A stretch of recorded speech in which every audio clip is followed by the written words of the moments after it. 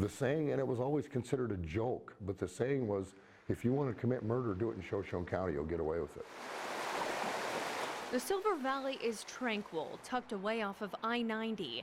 It's mountains, protectors for the secrets those at its base may be keeping. I've seen death in a lot of different forms and shapes, but it still gets back to that gut instinct thing of if it looks wrong and feels wrong, it is wrong. My name's Dave Roos. I am a former deputy coroner for Shoshone County. Brianna Cook, Dylan Parker, and Ashley Sullivan were murdered. It's a conclusion that has consumed Dave Roos for more than 2 years. I'm Teresa Palin. I'm Brianna Sue Cook's mother. I believe my daughter was murdered. October 25th, 2013. Brianna was out celebrating her big sister Bethany's birthday. Their mom, Teresa, had turned in for the night. I was sleeping and I got a phone call. Teresa raced to the hospital. The doctor came out and she said, "I'm sorry, ma'am, your daughter didn't make it. I'll get her cleaned up and you can come say goodbye to her." Teresa's daughter Brianna was dead, hanged in the shower at her father's Pinehurst home. I was so confused. Like, I remember just thinking, like, it kind of feels like sliding off the edge of the world. Brianna had spent the evening with Bethany and friends. They had been partying at this home on 2 Mile Road in Osborne. Police reports would show drugs and booze were flowing freely. And while at the party, something seemed to upset Brianna. She got mad. That's how she was. She'd get mad for a little bit and then you'd make up with her later. She'd text me and be like, "I love you, sissy." But this time there would be no text. Brianna took off and Bethany and friends set out to find her. They dropped her off at her dad's house once they did.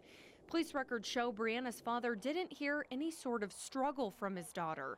He found her hanging from this extension cord about an hour after she returned home. The autopsy report clearly states she died from asphyxia due to hanging, but it also notes blunt impact to her head.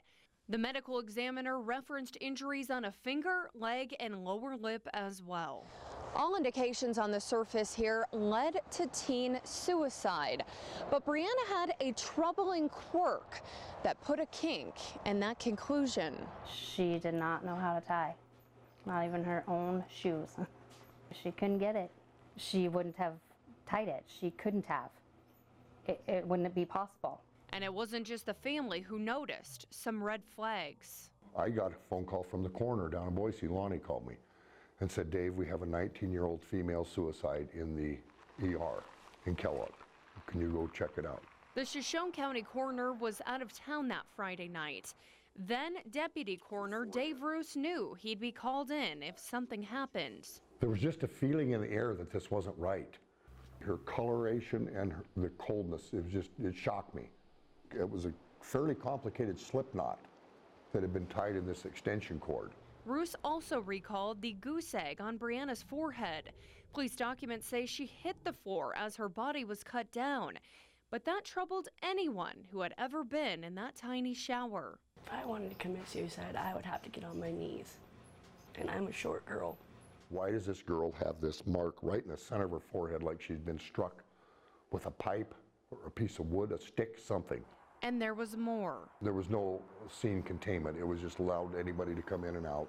But perhaps most unsettling to all involved were some of Brianna's final words as she fled this home. She either saw or heard, or a combination of both, something that extremely upset her. She left that party very angry, very upset. She was heard to say, "F this, I'm not staying quiet any longer. I will not cover for him anymore." And the next thing you know, Brianna is gone.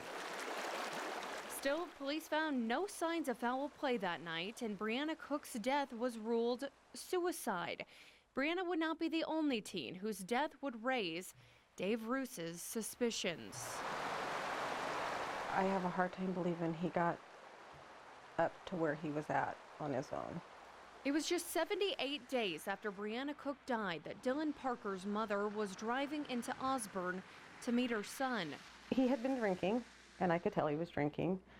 He had just called and asked for a ride home. We were going to meet at the gas station. Mona Rupp said the tone of her son's voice was chilling. It was raised. It sounded panicky. Just, Mom, where are you?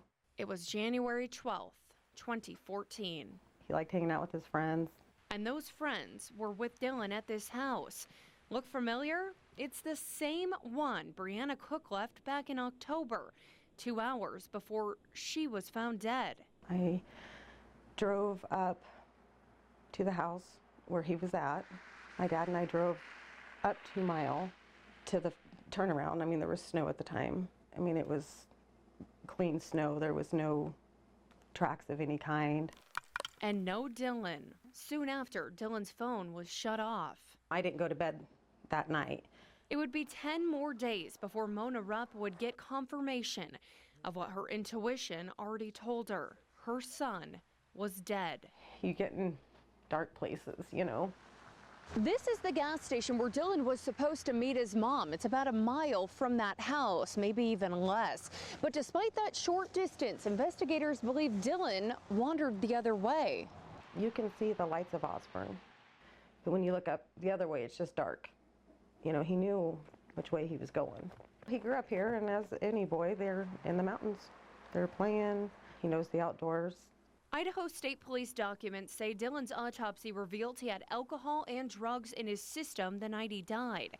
They believe that, combined with the exposure to the elements, is what killed him. I don't deny that my son died of hypothermia. What I don't understand is, how did he get up there? There are no injuries to the soles of the feet. And this is the boy that was walking out in the woods. I know it's been argued away that a lot of the scratches on his body was because he was staggering around out in the brush and the trees. But yet his socks, the bottoms of his socks were clean, and there was no injuries to the bottoms of his feet. Yes, he did freeze to death. Yes, he was inebriated, intoxicated, under the influence of drugs. Yes, I won't dispute any of that. But I do not believe that this boy wandered up that draw all on his own and laid down and died. And I'll go to my grave knowing that in my heart, that that boy did not do that himself. And this would not be the end of the deaths. 107 days after Dylan was found, there would be one more. My name is Carrie Rickman. I'm the mother of Ashley Sullivan. I believe that on the night of April 29th, 2014, my daughter was murdered, and it was made to look like a suicide. Ashley was found hanging from a tree located on some property near a home in Kootenai County. I get a phone call from the coroner, and his exact words were, "Dave, there's another one." The news was shocking, especially because Ashley was an advocate for people who had suicidal thoughts.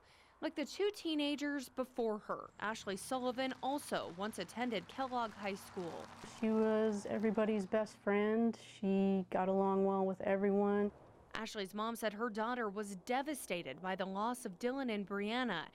And there was one more thing. She said she was scared. But of what specifically? Her mother still doesn't know. Officers found Ashley with a tow strap rope around her neck. It's like somebody held her there, put a noose around her neck, or the strap, and then just let go. The autopsy showed pot was in Ashley's system. What stood out to Ruth immediately about Ashley was an eerily similar wound to Brianna's on her forehead. It's almost like you could take Brianna Cook and Ashley Sullivan's foreheads and sit them side by side and couldn't tell the difference. But Ruth says if you look at the autopsy, you will not see that noted. A few weeks after Ashley's body was found, Ruth's career as a deputy coroner was over. 3 weeks later, I went into work and was terminated. And I was told that, well, they had to let me go because they were hiring another licensed mortician. A couple of weeks later, she hired a MRT. Exact same thing I was. So it was pretty clear why I was let go, as I wouldn't keep quiet. There's no doubt in my mind there is somebody, probably more than one individual out there that knows something, that knows why Brianna is dead, that knows why Ashley is dead and Dylan is dead. Somebody knows something.